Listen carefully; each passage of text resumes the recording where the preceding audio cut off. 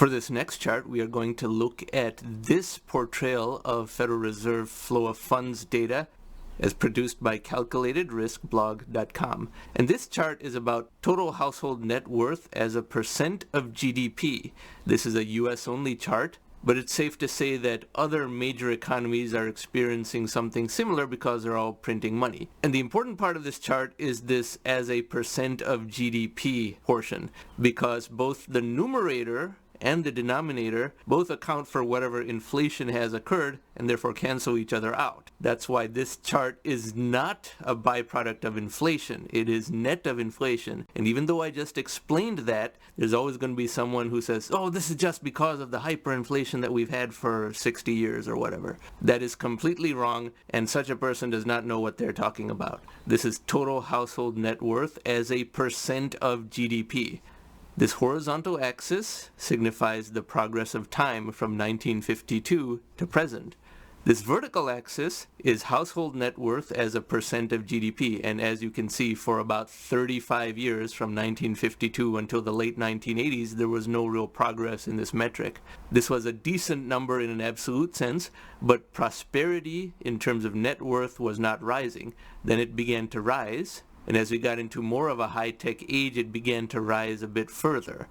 This was a distortion caused by the housing bust. This is due to the incompetence of the U.S. Federal Reserve in drastically lowering interest rates, inflating the housing market, and then raising interest rates so as to cause a housing bust from those inflated levels. They did two wrong things. The best thing would have been to do nothing at all and just gradually lower rates as technological deflation took hold, but then they lower it very fast and then raise it again too fast, almost as though creating a housing bust and making people bankrupt was deliberate. And then we get to the age of quantitative easing, 2009 onwards, and you see this sharper and sharper rise in net worth. We're almost getting to a parabolic curve. And the net worth increase in total dollars is much higher than depicted on this chart because this is again divided by GDP as a percent of GDP.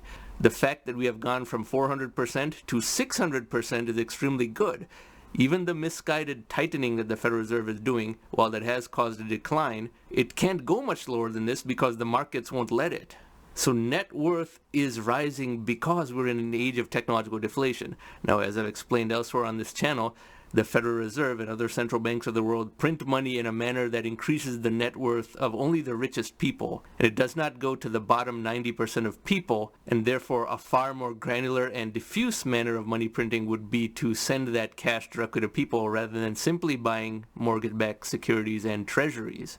And also simultaneously start offsetting income tax with Federal Reserve money printing so that the tax rate on humans becomes less and less through a monetization of technological deflation. I have many videos on this channel talking about that, but for the purposes of this Data University series, this chart really tells us that this is a cause to be optimistic. The worst problem is that net worth is too concentrated, and that's a very artificial problem caused by the Federal Reserve. But money printing is translating into net worth, and in fact very substantial gains in net worth as a percent of GDP. Inflation cannot be discussed in this chart at all because inflation is canceled out by being in both the numerator and the denominator. And if you don't understand that, you need to think about that before you watch more advanced videos on this channel. Total household net worth as a percent of GDP is rising, and by the 2030s it's going to be very high. Let's say we're 700 to 800% by then. That is creating a new prosperity because it is creating a new paradigm of household net worth. And while pessimism sells in the economics of social media, which has dominated all news media,